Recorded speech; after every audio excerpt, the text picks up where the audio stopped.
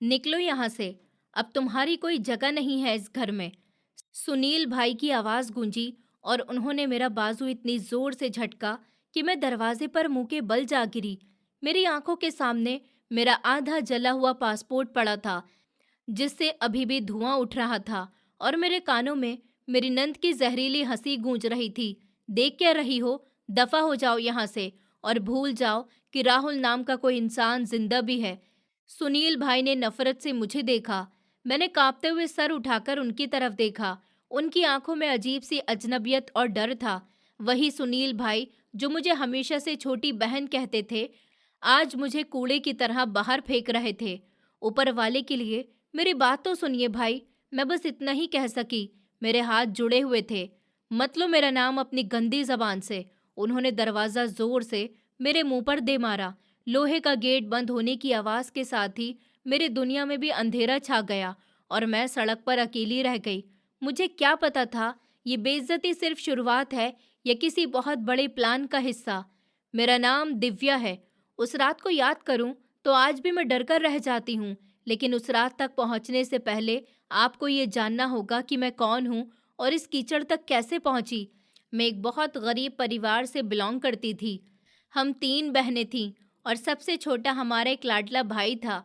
मेरे पिताजी एक मजदूर थे जिनके हाथों के छाले कभी ठीक नहीं होते थे और जिनके कुर्ते का पसीना कभी खुश्क नहीं होता था। मैं सारी बहनों में सबसे बड़ी थी, इसलिए घर की जिम्मेदारियां और पिताजी के माथे पर पड़ी फिक्र की लकीरों को वक्त से पहले समझने लगती थी। जैसे ही मैंने इंटर पास किया, घर में मेरी शादी की बातें होने लगी। वजह सिर्फ गरीबी नहीं थी, बल्कि पिताजी की गिरती हुई सेहत थी। वो अक्सर खांसते हुए कहते थे, नंदिनी, मेरा वक्त बहुत कम है। मैं चाहता हूँ कि आंखें बंद होने से पहले दिव्या को अपने घर का कर दूं। बेटियों का बोझ मजदूर के कंधों पर सबसे भारी होता है। माँ उन्हें दिलासा देने लगती थी कि ऐसी बातें मत करिए, ऊपर वाला बहुत बड़ा है, अभी बच्ची है वो। लेकिन पिताजी की जिद बढ़ती जा रही थी और उन्होंने मेरी बुआ से बात की। बुआ की शादी एक बहुत अमीर घर में हुई थी और वो हमारे खानदान की सबसे अमीर औरत समझी जाती थी। पिताजी ने उनसे कहा कि अपने ससुराल या जान पहचान में मेरे लिए कोई अच्छा रिश्ता देखें। कुछ ही दिनों में बुआ हमारे घर पर आईं, तो उनके चेहरे पर एक जीत भरी मुस्कुराहट थी। भाई साहब, आपकी परेशानी का हल निकाल लाई हूँ। मेरे ससुराल वालों में एक रिश्ता है। लड़का अमेरिका में होता है, लाखों में खेलता है। माँ ने हैरत और खुशी से पूछा, अमेरिका में? लेकिन हम तो गरीब लोग हैं, वो हमें कैसे अपनाएंगे? बुआ ने सेटिस्फाइड होकर कहा, अरे भाई, लड़का मिडिल क्लास फैमिली से है, लेकिन राहुल नाम है उसका। अब वो काफी अच्छा कमाता है। हाँ, उम्र में दिव्या से काफी बड़ा है, लेकिन मर्द की उम्र कौन देखता है जब जेब भारी हो तो। पिताजी ने झुककर पूछा कि लड़के के घर में कौन कौन है। पिताजी ने झुककर पूछा कि लड़के के घर में कौन कौन है। बुआ कहने लगी कि बाप तो काफी टाइम पहले इस दुनिया से जा चुके हैं। घर में एक बस बूढ़ी माँ है और 2 बहनें हैं जिनकी शादी हो चुकी है। राहुल इकलौता बेटा है, बहनें अपने घरों की है। माँ अकेली है तो समझो राज करेगी तुम्हारी बेटी। बस वो लोग जल्दी शादी करना चाहते हैं क्योंकि राहुल छुट्टी पर आया हुआ है। पिताजी की आंखों में एकदम चमक आ गई। उन्हें लगा जैसे उनकी प्रार्थनाएं पूरी हो गईं। मुझे कोई परेशानी नहीं है, अगर लड़का अच्छा है तो। हमें उम्र में फर्क से कोई प्रॉब्लम नहीं, बस मेरी बच्ची सुकून का सांस ले। पिताजी मान गए थे और बुआ उन लोगों को मुझे दिखाने के लिए ले आई थी। राहुल की माँ और बहनों ने मुझे ऊपर से लेकर नीचे तक देखा। उनकी नज़रों में एक अजीब सी इन्वेस्टिगेशन थी। लेकिन जैसे ही राहुल ने मुझे देखा, उसने अपनी माँ के कान में कुछ कहा और मुस्कुरा दिया। वो लोग हाँ करके चले गए। मुझे क्या मालूम था कि जिसे पिताजी राज करना कह रहे हैं, वो असलियत में कांटों का रास्ता साबित होगा। राहुल सच में शरीफ इंसान नजर आते थे, लेकिन उनके पीछे खड़े उनकी माँ और बहनों की आंखों में जो सख्ती थी, वो हम में से कोई नहीं पढ़ सका। मेरी जिंदगी का फैसला हो चुका था और मैं सादगी से अपनी बर्बादी की तरफ पहला कदम बढ़ा रही थी। शादी की तैयारी इतनी तेजी से हुई कि मुझे संभलने तक का मौका नहीं मिला। पिताजी की तबीयत और राहुल की छुट्टियों की वजह से सब कुछ बहुत जल्दी जल्दी हुआ। मैंने शादी के जोड़े में अपने माँ बाप के घर से निकलकर राहुल के घर में कदम रखे। मेरे दिल में हजारों सवाल थे कि एक गरीब घर की लड़की एक अमीर घराने में कैसे एडजस्ट करेगी। मगर राहुल के रवैये ने पहले ही दिन मेरे सारे डर खत्म कर दिए थे। शादी की रात राहुल मेरे पास आए तो उनके चेहरे पर एक सीरियस मगर नरम मुस्कुराहट थी। उन्होंने मेरे सर पर हाथ रखा और बहुत नरम लहजे में बोले, दिव्या, मैं जानता हूँ कि मैं तुमसे उम्र में काफ़ी बड़ा हूँ और शायद तुम्हारे ख्वाबों का राजा भी नहीं हूँ, मगर मैं तुम्हें यकीन दिलाता हूँ कि मैं तुम्हें कभी कोई कमी महसूस नहीं होने दूंगा। मेरी कोशिश रहेगी कि तुम्हारी आंखों में कभी आंसू नहीं आए। उनकी बात में इतनी सच्चाई थी कि मेरा दिल भर आया। मैंने धीरे से सर हिलाया तो उन्होंने मुझे सोने का एक ब्रेसलेट गिफ्ट में दिया, जो शायद मेरी पूरी जिंदगी की सेविंग से भी ज्यादा कीमती था। अगली सुबह जब मेरी आंख खुली तो मैं डर रही थी कि सास और नंदों का सामना कैसे करूंगी, मगर वहां तो मैटर ही उल्टा था। मेरी सास, जिन्हें मैं आंटी कहती थी, मेरे पास आई और माथा चूम कर बोली, अरे मेरी बच्ची, तुम तो बिल्कुल चांद का टुकड़ा हो। राहुल की पसंद सच में बहुत अच्छी है। अब तुम इस घर की बहू नहीं बल्कि बेटी हो। आराम से उठो, कोई काम करने की जरूरत नहीं है। मेरी दोनों नंदे रिया और मानसी, जो शादीशुदा थी और खास तौर पर मेरी शादी के लिए आई हुई थी, वो भी मेरे साथ बहुत घुल मिल गई थी। मानसी दीदी मुस्कुराते हुए बोली, भाभी, आप तो बहुत प्यारी हैं। भाई की किस्मत जाग गई। फिक्र मत करिए, हम आपको बोर नहीं होने देंगे। मुझे लगा जैसे मैं कोई ख्वाब देख रही हूँ। सोसाइटी में सास और नंदों के बारे में जो खतरनाक कहानी मशहूर थी, मेरा ससुराल उन सब से बिल्कुल अलग था। मैं खुद को दुनिया की खुशनसीब औरत समझने लगी थी। पिताजी ने ठीक ही फैसला किया था। गरीबी से निकलकर मुझे एक ऐसा घर मिला जहाँ इज्जत और मोहब्बत दोनों मुझे मिली थी। राहुल के पास इंडिया में रुकने के लिए सिर्फ 1 महीने की छुट्टी थी। वो चाहते थे कि ये 1 महीना हमारी जिंदगी का बेहतरीन वक्त हो और वो हर रोज मुझे बाहर घुमाने ले जाते। कभी हम महंगे होटल में खाना खाने जाते तो कभी शहर के बड़े शॉपिंग मॉल में। मैंने जिंदगी में कभी इतनी रोशनियां नहीं देखी थी। एक रात जब हम डिनर करके वापस आ रहे थे तो मैंने राहुल से कहा कि आप मुझ पर इतना खर्च क्यों करते हैं?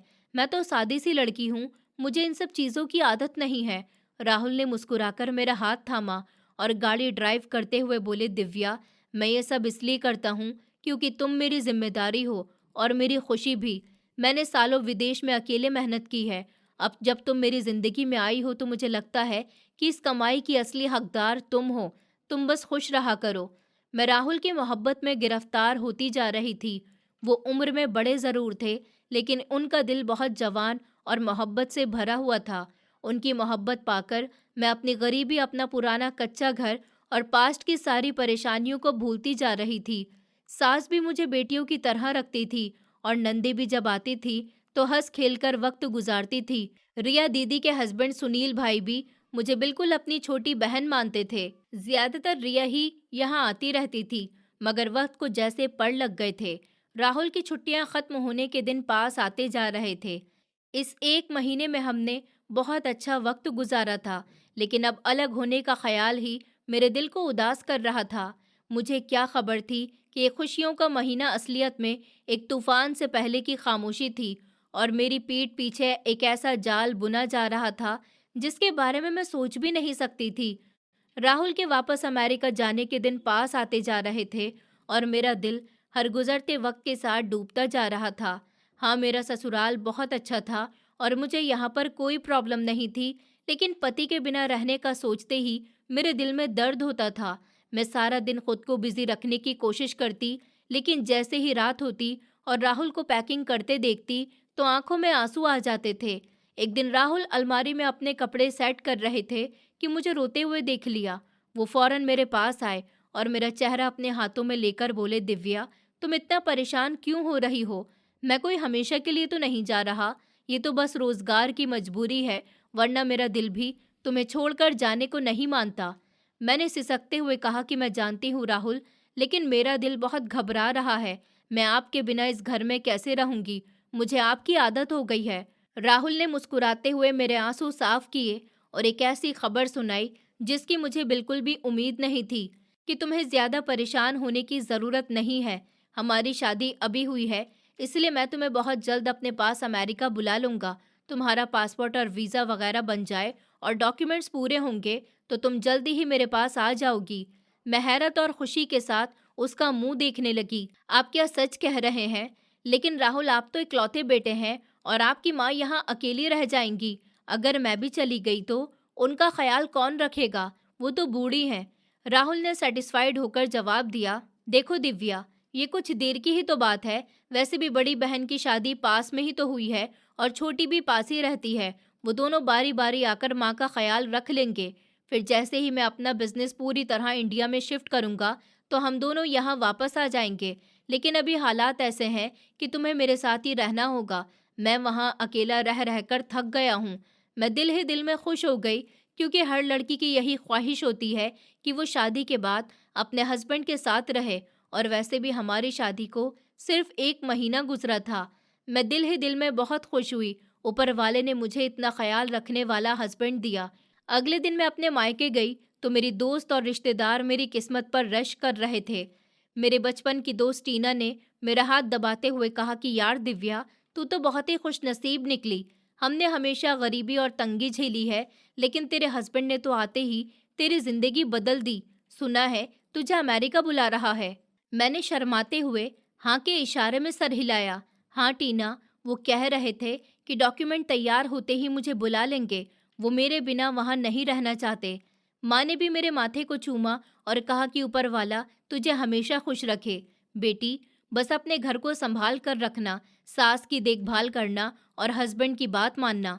और देखते ही देखते वो घड़ी आ गई जब राहुल को वापस जाना था। एयरपोर्ट जाते वक्त मेरा दिल बहुत उदास था, लेकिन राहुल ने मुझे बहुत सारी तसल्ली दी थी। उनके जाते ही घर में जैसे वीरानी छा गई थी। वो कमरा जहाँ मैं राहुल के साथ हंसती खेलती थी, अब मुझे काट खाने को दौड़ रहा था। हर चीज़ में उनकी याद बसती थी। मैंने खुद को संभालने की कोशिश की और सोचा कि अब मुझे सास और नंदों के साथ वक्त गुजारना चाहिए। लेकिन राहुल के जाते ही घर की हवा में एक अजीब सा बदलाव आ गया था। मेरी सास जो मुझे बेटी कहती थी, उनके लहजे में अचानक रूखापन आ गया था। और मेरी सास और नंदे आपस में बातें करती रहती थी, और जैसे ही मैं पास जाती थी तो चुप हो जाती थी। मैं हैरान थी कि इतनी मोहब्बत और इज्जत देने वाली औरतें अचानक कैसे बदल गईं। मैंने कोई गलती कर दी है या सिर्फ मेरी उदासी की वजह से ये मेरा वहम है? मैंने खुद को समझाया कि शायद राहुल के जाने का दुख उन्हें भी है, इसलिए वो खामोश है। लेकिन मैं नहीं जानती थी कि उनके दिलों में मेरे लिए कैसी नफरत पैदा हो रही है। राहुल के जाने के बाद मेरा इकलौता सहारा वो फ़ोन कॉल थी जो वो रोज़ रात को मुझे करते थे। दिन भर की थकान और सास नंदों के बदले रवैयों का जहर राहुल की कुछ मीठी बातें धो देती थी। राहुल मुझे हर कॉल पर यही यकीन दिलाते कि बस कुछ दिन और इंतज़ार कर लो, फिर हम हमेशा साथ रहेंगे। एक रात राहुल ने फ़ोन पर बड़े खुश होकर बताया, दिव्या, तुम्हारे लिए गुड न्यूज़ है। तुम्हारा पासपोर्ट बनकर आ गया और वीज़ा प्रोसेसिंग भी आखिरी टाइम पर है। एजेंट ने कहा है कि ज़्यादा से ज़्यादा 10 दिन लगेंगे और तुम मेरे पास अमेरिका में होगी। मेरे दिल की धड़कनें तेज़ हो गई थी। खुशी के मारे मेरे आंसू निकल आए। मैंने भर्राती हुई आवाज़ में कहा, सच राहुल, मुझे तो यकीन ही नहीं आ रहा। यहाँ 2 दिन काटना मेरे लिए मुश्किल हो गया। आपके बिना हर लम्हा सालों जैसा लगता है। राहुल ने मुझे तसल्ली देते हुए कहा कि मैं जानता हूँ मेरी जान, मेरा भी यही हाल है। इसलिए मैंने माँ के अकाउंट में कुछ पैसे भेजे हैं। मैंने माँ से कह दिया है कि वो तुम्हें दे दे, ताकि तुम अपनी शॉपिंग पूरी कर लो। मैं चाहता हूँ कि तुम यहाँ आओ तो तुम्हारे पास हर चीज़ बेहतरीन हो, क्योंकि यहाँ हमारी सोशल लाइफ बहुत है और मेरे फ्रेंड्स वगैरह भी तुम्हें देखने आएंगे। अगली सुबह मैंने झिझकते हुए सास से पूछा तो उन्होंने मुंह बनाते हुए मुझे पैसे पकड़ाए, जैसे वो मुझ पर कोई एहसान कर रही हों। ये लो पकड़ो, मेरा बेटा वहाँ विदेश में खून पसीना बहा रहा है और तुम यहाँ मज़े करने की तैयारी करो। अभी शादी को हुआ ही कितना टाइम है कि नए कपड़ों की ज़रूरत पड़ गई। उनका ताना मेरे दिल में तीर की तरह लगा, लेकिन मैं खामोश रही। मैंने अपनी नंद मानसी से कहा कि वो मेरे साथ बाजार चले ताकि मैं कुछ ज़रूरी चीज़ें खरीद सकूं। मानसी का रवैया भी बहुत रूखा था। उसने पहले तो टाल दिया, लेकिन जब मैंने कहा कि राहुल बार बार पूछ रहे हैं तो वो बेदिली से तैयार हो गई। बाजार में मानसी का रवैया मेरे साथ ऐसा था जैसे मैं कोई नौकरानी हूँ। वो मेरे साथ चलने के बदले मुझसे 2 कदम आगे चल रही थी, और जब मैं कोई चीज़ पसंद करती तो वो नफ़रत से इग्नोर कर देती। मैंने एक दुकान पर एक सूट पसंद किया और मानसी को दिखाया। दीदी, ये कलर देखें कितना प्यारा है। राहुल को रेड कलर बहुत पसंद है ना? मानसी ने सूट को हाथ लगाए बिना दूर से ही देखा और सख्त लहजे में बोली कि तुम्हारे पास पहले ही कपड़ों के ढेर लगे हुए हैं। राहुल भला मर्द है, उसे क्या पता कपड़ों पर फालतू खर्च करने की क्या ज़रूरत है। सस्ता सा ले लो कोई भी, वैसे भी घर में ही तो रहना है तुमने। मैं हैरान रह गई कि ये वही मानसी है जो शादी से पहले मेरी पसंद की तारीफ़ें करते हुए नहीं थकती थी। मैंने नरमी से कहा कि दीदी, मैं तो बस राहुल की खुशी के लिए ले रही हूँ। उन्होंने ख़ास तौर पर कहा था कि मैं अपनी पसंद की चीज़ें ले लूँ। मानसी ने चालाक मुस्कुराहट के साथ मेरी तरफ देखा और बोली, हाँ हाँ पता है, तुमने मेरे भाई पर जादू कर दिया है। जो तुम कहती हो वो आंखें बंद करके मान लेता है। लेकिन याद रखना भाभी, मर्द की मोहब्बत पानी के बुलबुले की तरह होती है, कब फट जाए पता भी नहीं चलता। इसलिए इतने ऊंचे ख्वाब मत देखो। उसकी बातें मुझे तकलीफ दे रही थी, लेकिन मैंने खुद को समझाया कि शायद घर के कामों की वजह से थकी हुई है या मूड खराब है। मैंने खामोशी से शॉपिंग पूरी की, जबकि मेरा दिल चाह रहा था कि मैं वहीं बैठकर रोने लगूं। वापसी पर रास्ते पर भी मानसी खामोश रही और घर पहुंचते ही अपनी माँ के कमरे में घुस गई, जहां दोनों काफी देर तक बातें करती रहीं। मुझे अब शक होने लगा कि कुछ तो गड़बड़ है। इन लोगों का रवैया सिर्फ मूड की खराबी नहीं लग रहा था, बल्कि इसमें गहरी नफरत छुपी हुई थी। लेकिन फिर भी मैं ये सोचकर तसल्ली से हो जाती थी कि बस 8 दिन की ही तो बात है, फिर मुझे राहुल के पास चले जाना है और फिर इस माहौल से दूर हो जाना है। मुझे क्या मालूम था कि ये नफरत कोई मामूली बात नहीं, बल्कि मेरे खिलाफ एक बहुत बड़ी साजिश का हिस्सा है जो अब आखिरी पड़ाव पर है। मेरा पासपोर्ट बनकर आ गया था और राहुल ने वीज़ा भी लगवा दिया था। अब बस कुछ ही दिनों की दूरी रह गई थी। मैं राहुल के पास जाने के लिए अपनी तैयारियां पूरी कर रही थी और मेरा दिल खुशी से फूला नहीं समा रहा था। घर की हवा में अचानक एक अजीब सा तनाव आ गया था, लेकिन मेरी अपनी खुशी इतनी बड़ी थी कि मैंने बाकी सब चीज़ों को इग्नोर कर दिया। मैं अपने कमरे में बैग पैक कर रही थी और साथ साथ सोच रही थी कि राहुल मुझे देखकर कितने खुश होंगे। मैंने उनकी पसंद के रंगों के कपड़े सबसे ऊपर रखे थे। अभी मैं इन्हीं ख्यालों में गुम थी कि दरवाज़ा खुला और मेरी सास अंदर आई। उनके चेहरे पर हमेशा की तरह मुस्कुराहट नहीं थी, बल्कि एक गहरी उदासी छाई हुई थी। मैं जल्दी से खड़ी हो गई और इज्जत से पूछा कि माँ जी, आप ठीक तो हैं? कोई काम था तो मुझे बुला लेती। सास धीरे से चलती हुई मेरे पास आई और मेरे बेड के किनारे बैठ गईं। उन्होंने गहरी नज़र मेरे बैग पर डाली और फिर मेरी तरफ देखते हुए बोली, दिव्या बैठो, मुझे तुमसे ज़रूरी बात करनी है। मैं उनके पास ही बेड पर बैठ गई। मेरा दिल धक धक करने लगा कि न जाने अब क्या बात होगी। उन्होंने गहरी ठंडी आहें भरी और बोली, देखो बहू, मैंने अपने बेटे को बहुत मुश्किलों से पाला है। उसका बाप बहुत जल्दी दुनिया से चला गया था। मैंने लोगों के ताने सुने हैं, अपनी जवानी उसकी परवरिश में लगा दी ताकि वो किसी काबिल बन सके। वो मेरा इकलौता सहारा है और मेरी पूरी जिंदगी है। उनकी आवाज़ में एक अजीब सा दर्द और डर था, जिसने मुझे इमोशनल कर दिया था। मैंने आगे बढ़कर उनका हाथ थाम लिया। माँ जी, मैं जानती हूँ राहुल भी आपसे बहुत मोहब्बत करते हैं और वो अक्सर मुझे बताते हैं कि आपने उनके लिए कितने कुछ सैक्रिफाइसेस किए हैं। सास ने मेरा हाथ सख्ती से पकड़ लिया और मेरी आंखों में झांकते हुए बोली, तो फिर वादा करो कि तुम उसे कभी मुझसे दूर नहीं करोगी। मुझे डर है दिव्या कि वो अमेरिका में है और अब तुम भी वहां पर जा रही हो। कहीं ऐसा न हो कि तुम दोनों अपनी दुनिया में मगन हो जाओ और मुझे भूल जाओ। कहीं तुम उसे मुझसे छीन न लो। मैं उनकी बातें सुनकर तड़प उठी कि ये कैसी बातें कर रही हो। मैं उनकी बातें सुनकर तड़प उठी कि ये कैसी बातें कर रही हैं आप। मैं भला एक माँ को उसके बेटे से कैसे दूर कर सकती थी। मैंने भरी हुई आवाज़ में कहा, माँ जी, आप ऐसा कभी सोचना भी मत। वो आपका बेटा है और रहेगा। मैं उसे क्यों आपसे छीनूंगी। मैं तो खुद चाहती हूँ कि हम सब मिलकर एक साथ रहें।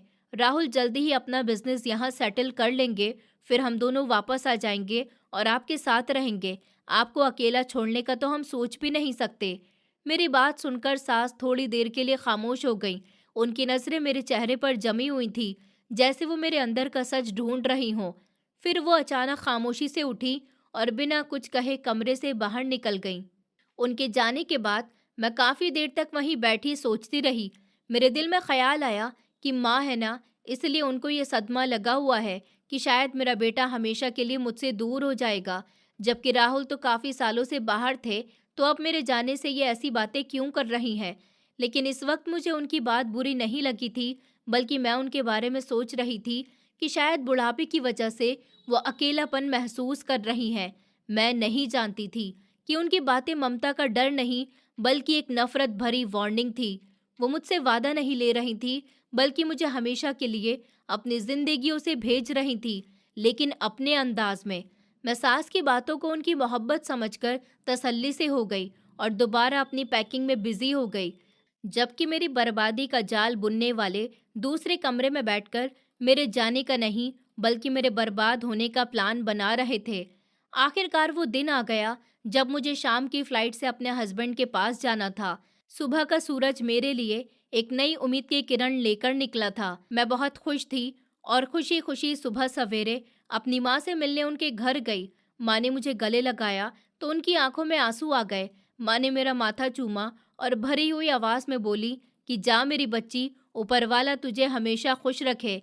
अपने घर को ऐसे ही संभालना जैसे यहाँ हम सबका ख्याल रखती थी। सास की देखभाल में कोई कमी मत आने देना। मैंने माँ के हाथों को थामा और बोली, माँ आप फिक्र मत करिए, मैं वहाँ जाकर भी आपको रोज फोन करूंगी। राहुल बहुत अच्छे हैं, वो मुझे कभी मना नहीं करेंगे और वैसे भी हम जल्दी वापस आएंगे। आप बस अपना ख्याल रखना और दवाई वक्त पर खाना। मैं अपनी सभी दोस्तों से थोड़ा थोड़ा मिली, सबने मुझे बधाइयाँ दी और मेरी किस्मत पर रश किया। उन सब से मिलकर मैं वापस अपने ससुराल आ गई। मैंने अपनी पैकिंग पूरी की और बार बार चेक किया कि कोई चीज़ रह तो नहीं गई। थोड़ी ही देर के बाद राहुल ने अमेरिका से कॉल की। राहुल की आवाज़ में भी बेचैनी और खुशी थी। दिव्या, तैयारी पूरी हो गई है ना? मैंने रिया को कॉल कर दी है कि वो और सुनील भाई तुम्हें एयरपोर्ट छोड़ आएं, तो बस तैयार रहना, गाड़ी का अरेंजमेंट हो गया है। मैं यहाँ बेचैनी से तुम्हारा इंतज़ार कर रहा हूँ। मैंने मुस्कुराते हुए जवाब दिया कि जी राहुल, मैं बिल्कुल तैयार हूँ। बस सुनील भाई और दीदी का इंतज़ार है। जब वो कहेंगे तो हम निकलेंगे। मुझे भी आपके पास आने की बहुत जल्दी है। फ़ोन बंद करके मैंने सुकून का सांस लिया। शाम का वक्त था और फ्लाइट का टाइम हो रहा था। मैं अपने कमरे में बेड के पास खड़ी थी और आखिरी बार अपना हैंडबैग चेक कर रही थी कि पासपोर्ट और टिकट वगैरह सेफ है या नहीं। इतने में रिया दीदी कमरे में आई। उनके चेहरे पर एक अजीब सी मुस्कुराहट थी जिसे मैं उस वक्त समझ नहीं सकी। मैंने बैग की जिप बंद की और उनकी तरफ देखकर बोली कि दीदी, मैं बिल्कुल तैयार हूँ। सुनील भाई गाड़ी निकाल लाए तो हम चलते हैं, कहीं देर ना हो जाए, ट्रैफिक का भी कोई भरोसा नहीं होता। रिया दीदी ने दरवाज़ा पीछे से बंद किया और धीरे धीरे चलते हुए मेरे पास आई। उन्होंने एक गहरी नज़र मेरे सामान पर डाली और फिर सख्त लहजे में बोली, बड़ी जल्दी है तुम्हें जाने की, ज़रा दिखाओ तो अपना वीज़ा और पासपोर्ट। मुझे भी, मैं भी तो देखूं कि मेरे भाई ने तुम्हारे लिए क्या अरेंजमेंट किया है। मैं हैरान हुई कि इस वक्त वो ये सब कुछ क्यों देखना चाहती हैं, लेकिन मैंने शांति से अपना पासपोर्ट और डॉक्यूमेंट उनकी तरफ बढ़ा दिए। ये लीजिए दीदी, देख लीजिए, राहुल ने सब कुछ बेहतरीन करवाया है, वीज़ा भी लग गया है और टिकट भी कंफर्म है। रिया ने मेरे हाथ से झपटते हुए अंदाज में पासपोर्ट छीना और डॉक्यूमेंट को उलट पलट कर देखा। उनके चेहरे के एक्सप्रेशन पल भर में बदल गए। वो नफरत से मेरी तरफ देखते हुए बोली, तुम सच में बहुत बेवकूफ़ हो दिव्या। तुम्हें क्या लगता है कि तुम इतनी आसानी से उड़कर वहां पहुंच जाओगी और हम देखते रह जाएंगे? मैं घबरा गई और एक कदम पीछे हटी। दीदी, आप कैसी बातें कर रही हैं? मेरा वीज़ा लग चुका है और टिकट भी कंफर्म हो गई है। राहुल मेरा इंतज़ार कर रहे हैं। आप प्लीज़ मेरा पासपोर्ट वापस कर दीजिए, मुझे देर हो रही है। रिया ने पासपोर्ट अपनी मुट्ठी में दबा लिया और ज़ोर ज़ोर से हंसने लगी। देर देर तो अब तुम्हें बहुत हो जाएगी। तू क्या समझती थी कि आते ही पूरे घर पर हुक्म चलाएगी और मेरे भाई को अपनी उंगलियों के इशारे पर नचाकर खुद उसके पीछे बाहर चली जाएगी, वहां जाएगी और सारा पैसा खुद हड़प लेगी उसका? मेरा दिल जोर जोर से धड़कने लगा। दीदी, आपको गलतफहमी हुई है। मैं ऐसा क्यों चाहूंगी? मैं तो कुछ देर के लिए जा रही हूँ। प्लीज मेरा पासपोर्ट दे दीजिए, वरना फ्लाइट निकल जाएगी, राहुल परेशान होंगे। रिया का चेहरा गुस्से से लाल हो चुका था। वो चिल्लाकर बोली कि हाँ हाँ, मैं जानती हूँ अच्छी तरह से। तू वहाँ जाएगी, तू वहाँ जाएगी तो वो कहाँ माँ के पास पैसे भेजेगा? हमारे पास आते ही तूने तो हमारा भाई छीन लिया। वो पहले सिर्फ हमारा था और अब वो सिर्फ और सिर्फ तुम्हारी सुनता है। ऐसे मैं कभी होने नहीं दूंगी। मैं तुम्हें वहां तक जाने ही नहीं दूंगी और तुम्हारे साथ वो करूंगी कि वो तुम्हें अपनी जिंदगी से भी निकाल देगा। मैंने आगे बढ़कर उनसे पासपोर्ट लेने की कोशिश की। दीदी, ये जुल्म मत करिए आप, राहुल नाराज हो जाएंगे अगर मैं नहीं पहुंची। लेकिन रिया ने मुझे जोर से धक्का दिया और मैं बेड पर जा गिरी। मैं बेड से उठी और दोबारा रिया दीदी की तरफ आई ताकि उनसे अपना पासपोर्ट ले सकूं। दीदी, ऊपर वाले से डरिए, ये आप क्या कर रही हैं? मेरी फ्लाइट का वक्त निकल रहा है और आप यहाँ तमाशा कर रही हैं। मुझे जाने दीजिए, वरना मैं चिल्ला चिल्लाकर सबको इकट्ठा कर लूंगी। रिया ने मुझे नफरत से देखा और एक जोरदार थप्पड़ मेरे मुंह पर दे मारा। गाल पर उनकी उंगलियों के निशान छप गए और आंखों के सामने अंधेरा सा छा गया। मैं संभल भी नहीं पाई थी कि उन्होंने मुझे बालों से पकड़कर मुझे दोबारा से बेड पर पटक दिया। बड़ी जुबान चलने लगी है तुम्हारी, सबको इकट्ठा करेगी तू? तो कर ले इकट्ठा। इस घर में मेरी और मेरी माँ की मर्जी के बिना पत्ता भी नहीं हिलता। तू क्या समझती है कि राहुल तुझे बचा लेगा? वो तो यहाँ है ही नहीं। मैं दर्द से चिल्ला रही थी, लेकिन मेरी नजरें अपने पासपोर्ट और वीजा पर थी जो रिया के हाथ में था। दीदी, मैं आपके आगे हाथ जोड़ती हूँ, मेरी जिंदगी बर्बाद मत करिए। राहुल मेरा इंतजार कर रहे हैं। अगर मैं नहीं पहुंची तो वो बहुत परेशान हो जाएंगे। रिया ने पासपोर्ट लहराते हुए कहा। परेशान? अरे वो तो तब होगा ना जब उसे पता चलेगा कि उसकी प्यारी पत्नी उसे धोखा देकर भाग गई। मैं तो उसे यही बताऊंगी कि तुमने ये पासपोर्ट खुद जलाया क्योंकि तुम उसके साथ रहना ही नहीं चाहती थी। ये कहकर रिया ने अपनी जेब से लाइटर निकाला। मेरी आंखें डर से फैल गईं। नहीं दीदी, ऐसा मत करिए, मैं चिल्लाई। दीदी ने लाइटर जलाया और लाइटर डॉक्यूमेंट के करीब ले गई। अब ये देख, तेरा ये अमेरिका जाने का सपना कैसे राख होता है। न रहेगा बांस और न बजेगी बांसुरी। मैं पूरी ताकत से उठी और उनका हाथ पकड़ने की कोशिश करने लगी, लेकिन रिया मुझसे ज्यादा ताकतवर थी।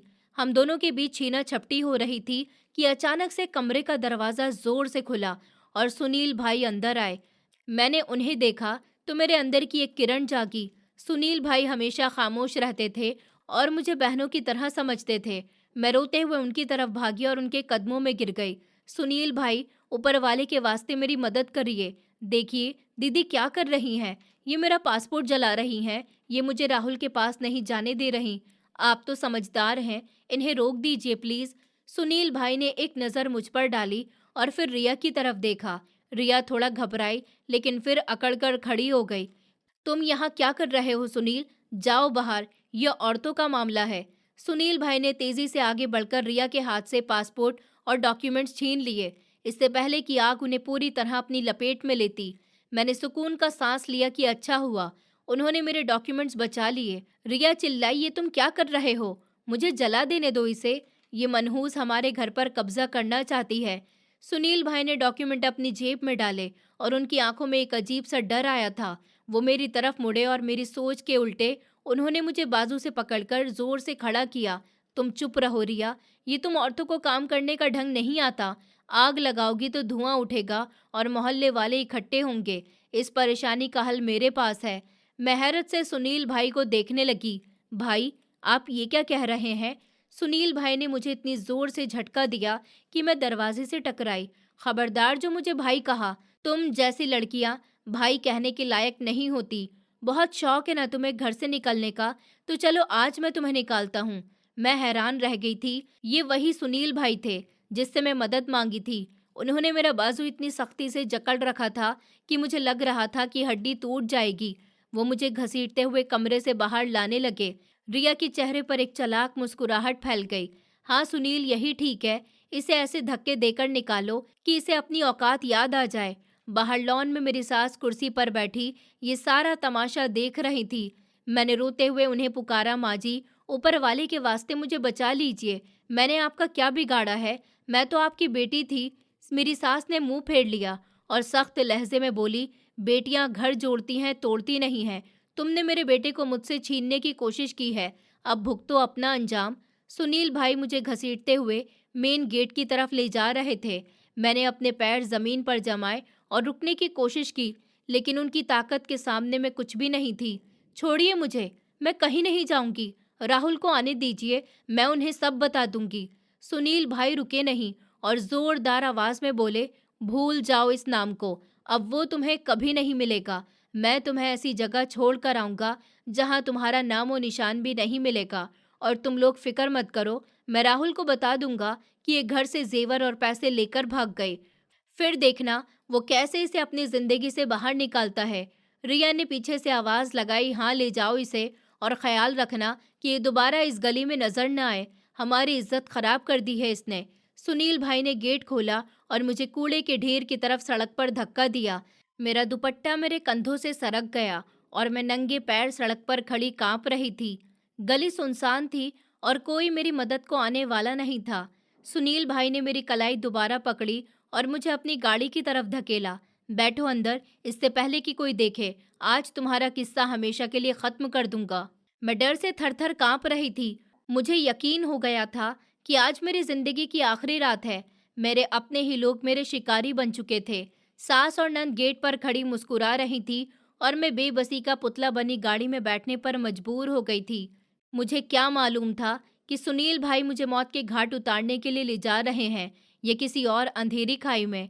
गाड़ी सड़क पर तेजी से दौड़ रही थी। मैं पिछली सीट पर सिमटी हुई लगातार रोई जा रही थी।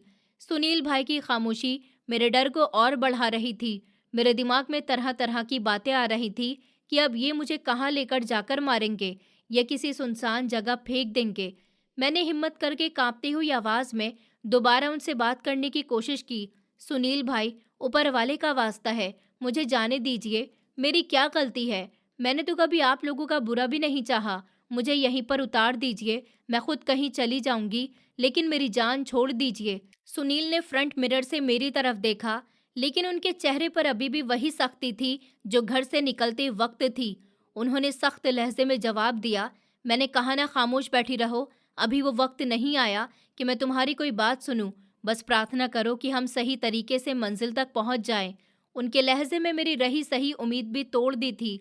मैंने आंखें बंद कर ली और प्रार्थना करना शुरू कर दिया, क्योंकि मुझे यकीन था कि मेरी जिंदगी के कुछ ही लम्हे बाकी रह गए हैं।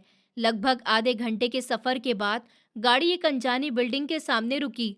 ये कोई सुनसान जगह नहीं थी, बल्कि शहर का एक होटल लग रहा था। सुनील भाई गाड़ी से उतरे और पिछला दरवाजा खोलकर मेरा बाजू पकड़ा। बाहर निकलो और चुपचाप मेरे साथ चलो।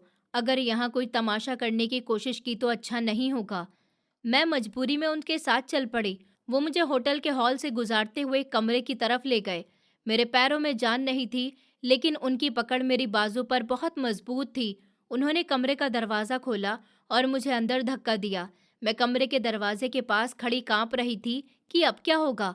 सुनील भाई बाहर से दरवाज़ा लॉक करके चले गए। फिर 10 मिनट बाद सुनील भाई ने दरवाज़ा खोला। वो अंदर आए और उन्होंने दरवाज़ा लॉक किया। मेरा दिल हलक में आ गया। मैंने चीखने के लिए मुंह खोला ही था कि सुनील भाई का अंदाज एकदम से बदल गया। वो जो कुछ देर पहले राक्षस बने हुए थे, अचानक उनके कंधे झुक गए और उनके चेहरे पर वो चालाकी गायब हो गई। उन्होंने हाथ जोड़कर मेरे सामने सर झुका दिया और बहुत नरम और शर्मिंदा लहजे में बोले कि मुझे माफ़ कर दीजिए भाभी, मैंने आपके साथ बहुत बुरा किया, आपको धक्का दिया, घसीटा, लेकिन यकीन करिए, इसके सिवा मेरे पास आपको बचाने का कोई दूसरा रास्ता नहीं था। मैं हैरत और सदमे से उनका मुंह देखने लगी। मुझे यकीन नहीं आ रहा था कि ये आप क्या कह रहे हैं। आप तो मुझे मारने के लिए लाए थे। आप तो कह रहे थे कि मुझे ऐसी जगह छोड़ेंगे जहां मेरा नामो निशान भी नहीं मिलेगा। सुनील भाई ने कुर्सी मेरी तरफ बढ़ाई और बोले, आप पहले बैठ जाइए और पानी पी लीजिए। मैं आपका दुश्मन नहीं, बल्कि आपका वेल विशर बनकर आपको यहाँ लाया हूँ। अगर मैं वहाँ पर ये ड्रामा नहीं करता तो रिया और माँ आपको जान से मार देते, या फिर आप पर चोरी और बदकिरदारी का ऐसा घटिया इल्ज़ाम लगाती कि आप सीधी जेल जाती और राहुल भाई कभी आपकी शक्ल भी नहीं देख पाते। मैं कुर्सी पर गिर गई और हैरत से पूछा, ड्रामा? तो क्या वो सब सिर्फ दिखावा था? लेकिन आपने मेरा पासपोर्ट और डॉक्यूमेंट। सुनील भाई ने अपनी जेब से मेरा पासपोर्ट और डॉक्यूमेंट्स निकाल कर टेबल पर रख दिए। वो बिल्कुल सेफ थे। ये देखिए, आपकी अमानत। रिया तो इन्हें जला चुकी थी। मैंने बड़ी मुश्किल से इन्हें बचाया। मैं जानता था कि अगर मैं वहाँ उनके साथ देने की एक्टिंग नहीं करता तो वो मुझे भी आपके साथ मिला हुआ समझकर घर से निकाल देती और फिर आपकी मदद करने वाला कोई नहीं होता। मेरी आंखों से आंसू निकलने लगे, लेकिन इस बार ये खुशी के आंसू थे। ऊपर वाला आपको हमेशा खुश रखे भाई। मैं तो समझ रही थी कि सब कुछ खत्म हो गया, लेकिन अब क्या होगा? रिया और माजी समझ रही हैं कि आपने मुझे घर से निकाल दिया। सुनील भाई सीरियस हो गए।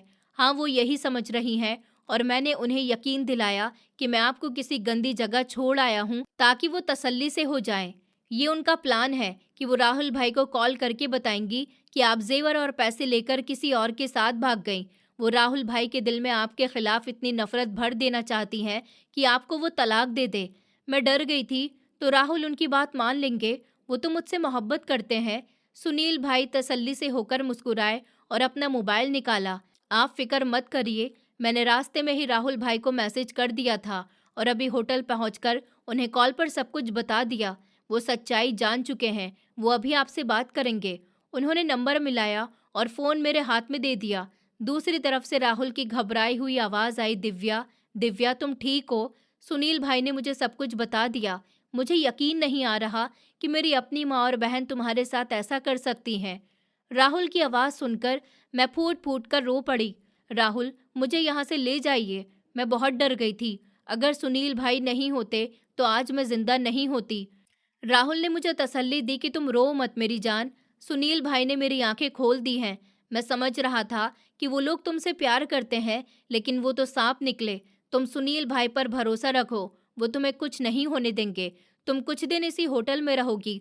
सुनील भाई तुम्हारे खाने पीने और प्रोटेक्शन का ख्याल रखेंगे। जैसे ही तुम्हारी फ्लाइट की नई बुकिंग कंफर्म होती है और हालात थोड़े संभलते हैं, सुनील भाई तुम्हें खुद एयरपोर्ट लेकर जाएंगे। मैं तुम्हें कभी भी इंडिया में अकेला नहीं छोड़ूंगा। मैंने फ़ोन सुनील भाई को वापस किया। वो शर्मिंदगी से नज़रें झुकाए खड़े थे। भाभी, आपको कुछ दिन यहाँ कैदी बनकर रहना पड़ेगा ताकि रिया और माँ को शक न हो। वो समझेंगे कि आप बर्बाद हो चुकी हैं और अपनी जीत का जश्न मनाएंगे। उन्हें मनाने दीजिए जश्न।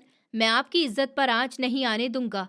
मैं अपनी पत्नी की हरकतों की वजह से शर्मिंदा हूँ, लेकिन मैं किसी मासूम की जिंदगी बर्बाद नहीं होने दे सकता था।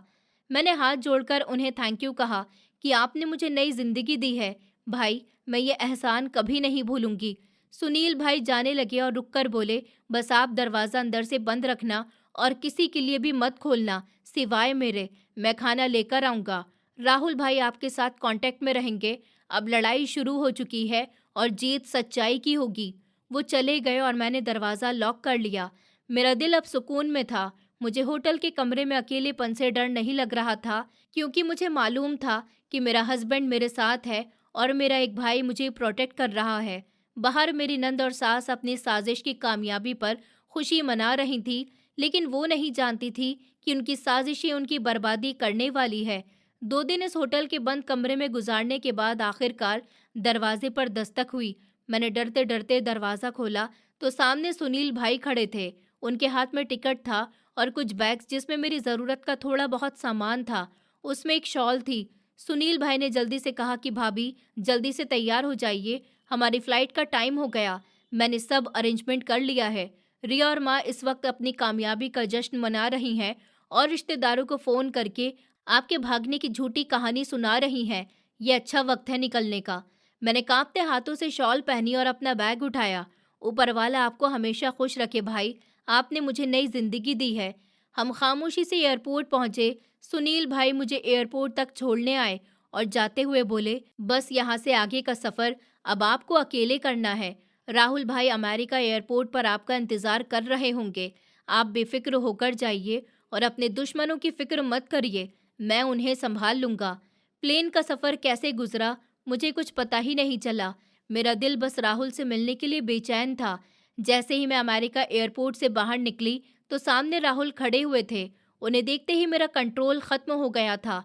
मैं रोते हुए उनकी तरफ बढ़ी। राहुल ने मुझे थाम लिया और मेरी आंखों से आंसू साफ करते हुए बोले, बस दिव्या, बस अब तुम सेफ हो। वो बुरा वक्त गुजर गया। मैं शर्मिंदा हूँ कि मेरी वजह से तुम्हें ये सब कुछ सहना पड़ा। हम घर पहुंचे तो राहुल का गुस्सा अभी भी ठंडा नहीं हुआ था। उन्होंने मुझे सोफे पर बिठाया और अपना मोबाइल मेरी तरफ बढ़ाया। ये देखो, मेरी माँ और बहन के मैसेज ज़रा पढ़ो तो सही कि ये तुम्हारे बारे में क्या बकवास कर रही हैं। मैंने स्क्रीन पर देखा तो मेरा दिल कांप कर रह गया। रिया ने मैसेज किया हुआ था कि राहुल, तुम हौसला रखना। दिव्या घर का सारा जेवर और पैसे लेकर भाग गई है और हमने उसे गैर लड़के के साथ गाड़ी में बैठते हुए देखा। हमें तो पहले ही शक था कि वो कुछ ठीक नहीं है। मैंने मोबाइल टेबल पर रख दिया और रोते हुए बोली, राहुल, ये मुझ पर इतना घटिया इल्ज़ाम कैसे लगा सकती हैं? मैं तो उनकी इज्जत को अपनी इज्जत समझती थी। इन्होंने मेरी ही इज्जत खराब कर दी, मेरे किरदार पर उंगली उठा दी। राहुल ने मुट्ठी जोर से टेबल पर मारी और उसकी आंखों में आग भड़क रही थी। फिक्र मत करो दिव्या, उनकी इन बातों का जवाब मैं ऐसे उन्हें दूंगा कि वो याद रखेंगे। वो समझ रही हैं कि मैं उनकी बातों में आ गया हूँ। मैंने अभी तक उन्हें कोई जवाब नहीं दिया और ना ही मैं दूंगा। मैंने डरते हुए पूछा, आप क्या करेंगे? वो आपकी माँ है। राहुल ने सख्त लहजे में फैसला सुनाया। माँ है तो क्या उन्हें जुल्म करने का लाइसेंस मिल गया है?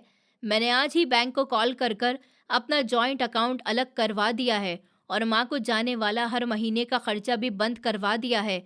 अब जब पैसे खत्म होंगे और मैं फ़ोन नहीं उठाऊंगा, तब उन्हें आटे दाल का भाव पता चलेगा। मैंने उन्हें रोकने की कोशिश की कि राहुल, ये बहुत ही गलत बात है। वो बूढ़ी हैं, कैसे गुजारा करेंगी? राहुल ने सख्ती से मुझे मना कर दिया कि बीच में मत बोलो दिव्या, ये उनके लिए सज़ा है। वो समझ रही हैं कि मैं सदमे में हूँ, इसलिए कांटेक्ट नहीं कर रहा और खर्चा नहीं भेज रहा। उन्हें इसी गलतफहमी में रहने दो। जब वो एक एक रुपए को तरसेंगी, तब उन्हें उस लड़की की कदर होगी जिसे वो सड़क पर फेंक आई थी। मैं अब उनसे तभी बात करूंगा जब मैं तुम्हें लेकर वापस इंडिया जाऊंगा और उनका असली चेहरा सबके सामने लाऊंगा। राहुल का फैसला अटल था। इधर इंडिया में मेरी सास और नंद खुश थीं कि मेरा किस्सा खत्म कर दिया और राहुल अब सिर्फ हमारा है। वो नहीं जानती थी कि उनकी खुशी वक्ती है और राहुल की खामोशी एक बड़े तूफान के आने से पहले की खामोशी है। माँ जी और रिया अपनी खुशियाँ मनाने में मगन थी, लेकिन जब 1-2 महीने बाद तक उन्हें खर्चा नहीं मिला, तो उन्हें थोड़ी टेंशन होने लगी थी। उन्होंने राहुल को बहुत सारी कॉल्स की, मैसेज किए, लेकिन राहुल ने किसी का भी रिप्लाई नहीं किया। राहुल ने अपना सिम ही बदल दिया था। माँ जी और रिया को दिन में तारे नजर आने लगे थे। 1 साल गुजर चुका था। राहुल ने अपनी माँ और बहन से कोई कांटेक्ट नहीं रखा था और ना ही उन्हें एक भी रुपया भेजा था। पूरे 1 साल के बाद जब राहुल ने दरवाजे पर दस्तक दी, तो माँ ने दरवाज़ा खोला। सामने मुझे और मेरी गोद में खूबसूरत से बेटे को देखकर उनके पैरों के नीचे से ज़मीन निकल गई। वो पत्थर की मूर्ति बनी हमें देखती रहीं, जैसे उन्हें अपनी आंखों पर यकीन ही नहीं आ रहा हो। राहुल ने सीरियस होकर कहा कि हमें अंदर आने की परमिशन नहीं है, या हम यही दरवाजे से वापस लौट जाएं। माँ जी ने हकलाते हुए कहा कि राहुल बेटा, तुम और ये यहाँ क्या कर रही है? ये तो भाग गई थी। हम अंदर लाउंज में आ गए। रिया दीदी भी शोर सुनकर बाहर आईं और मुझे देखकर चिल्लाने लगी, ये बदकिरदार यहाँ क्या कर रही है? राहुल, तुम इस बदकिरदार औरत को वापस क्यों लाए हो जिसने हमारी नाक कटवा दी थी? राहुल ने चिल्लाकर कहा कि अपनी जबान बंद रखो रिया, ये बदकिरदार नहीं बल्कि इस घर की इज्जत है। तुम दोनों मिलकर जो ड्रामा रचा रही थी और जो साजिश की थी, वो मैं पहले दिन से ही जानता हूँ। दिव्या भागी नहीं थी, बल्कि उसे भगाया गया था। रिया और सास हैरत से राहुल के मुंह को देखने लगी। तुम्हें किसने कहा ये झूठ बोल रही है? इतने में सुनील भाई कमरे से बाहर आए और राहुल के कंधे पर हाथ रखकर बोले, ये झूठ नहीं बोल रही रिया, मैंने राहुल भाई को सब कुछ सच सच बता दिया। याद है उस रात में उसे होटल में ले गया था, मैंने ही उसे वहां से प्लेन में बिठाया था ताकि ये तुम लोगों से बच सके। रिया गुस्से से पागल हो गई। वो सुनील भाई की तरफ भागी। क्या तुमने मेरे साथ गद्दारी की? मेरे ही घर में रहकर मेरी जड़ें काट दी? तुम मेरे हस्बैंड हो या दुश्मन? सुनील भाई ने सुकून से जवाब दिया, मैंने गद्दारी नहीं की, बल्कि किसी का घर उजड़ने से बचाया है। अगर मैं उस रात तुम्हारा साथ ना देता तो आज दिव्या जिंदा नहीं होती।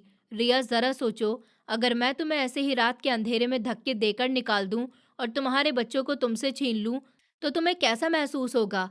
बस यही सब कुछ मैं इस मासूम को महसूस नहीं करवाना चाहता था, इसलिए मैंने इसकी मदद की। रिया ने चिल्लाते हुए कहा कि मुझे तुम्हारी बकवास नहीं सुननी। तुमने मेरी माँ और मेरी पीठ पर छुरा घोंपा। तुम जैसे गद्दार इंसान के साथ मैं 1 मिनट भी नहीं रह सकती। निकल जाओ मेरे घर से। सुनील भाई का कंट्रोल खत्म हो चुका था। घर से तो अब मैं नहीं जाऊंगा, बल्कि तुम अपने अंजाम तक पहुंचोगी। तुम्हें भी ऐसी बदतमीज और जालिम औरत के साथ रहने का कोई शौक नहीं है जो अपनी भाभी की जिंदगी बर्बाद कर दे। मैं तुम्हें आज ही तलाक देता हूँ। लाउंज में सन्नाटा छा गया। रिया जमीन पर बैठकर रोने लगी और उसने कभी सोचा भी नहीं था कि दूसरे के लिए जो गड्ढा उसने खोदा था वो खुद ही उसमें गिर जाएगी। उसके 2 बच्चे थे, दोनों डरे हुए खड़े थे। राहुल ने अपनी माँ की तरफ देखा जो अब सर झुकाए खड़ी थी। देखा माँ जी, आपकी घमंड और साजिश ने क्या किया। मेरा घर तो बच गया, क्योंकि हमारा रिश्ता भरोसे और यकीन पर बना हुआ था, जिसे कोई साजिश नहीं तोड़ सकती थी। लेकिन आपकी बेटी का घर खराब हो गया। आप लोगों को तो मेरा घर बसाना चाहिए था, लेकिन आप लोग मेरा ही घर उजाड़ने में लग गए, सिर्फ इस वजह से कि कहीं ये मुझे आपसे छीन न ले, जबकि छीन तो आप रही थी मुझसे सब कुछ। सास रोते हुए आगे बढ़ी और मेरे पैरों में गिरने लगी कि मुझे माफ़ कर दे दिव्या, मैं बहक गई थी, मुझसे बहुत बड़ी गलती हो गई। मैंने ममता के डर में आकर जुल्म किया। मैंने जल्दी से उन्हें उठाया। माँ जी, आप बड़ी हैं, माफ़ी मत मांगिए, मैंने आपको माफ़ कर दिया। राहुल अब रिया को इस घर में रखने के लिए राजी नहीं था। रिया भी इस घर में नहीं रहेगी। इसने जो किया, इसकी सज़ा इसे मिलनी चाहिए। मैंने राहुल का हाथ थामा और रिक्वेस्ट की कि राहुल, गलतियां इंसानों से ही होती हैं। उसे उसके किए की सज़ा मिल गई, उसका घर टूट गया, अब हम उसे घर से बेघर नहीं कर सकते। प्लीज़ मेरी खातिर इसे माफ़ कर दीजिए और इसे अपने घर में जगह दे दीजिए। उसके मासूम बच्चे हैं। राहुल मेरी बात टाल नहीं सके। उन्होंने रिया को घर के एक हिस्से में रहने की परमिशन दे दी। आज रिया मेरे ही घर में मेरे साथ रहती है। उसका घमंड खाक में मिल चुका है। सुनील भाई ने दूसरी शादी कर ली है और कभी कभी रिया के बच्चे अपने बाप से मिलने जाते हैं। रिया अपने किए पर बहुत शर्मिंदा है और मुझसे नज़र भी नहीं मिला पाती। मैं तो कब का उसे माफ़ कर चुकी हूँ, क्योंकि मैं जानती हूँ कि माफ़ कर देना ही सबसे बड़ा बदला होता है और इसी में सुकून है। दोस्तों, उम्मीद करती हूँ आपको हमारी कहानी पसंद आई होगी। कहानी पसंद आई है तो वीडियो को लाइक करें, चैनल पर नए हैं तो चैनल को सब्सक्राइब करें और हाँ, नोटिफिकेशन बेल को ज़रूर दबाएं ताकि अगली अपडेट सबसे पहले आपको मिले।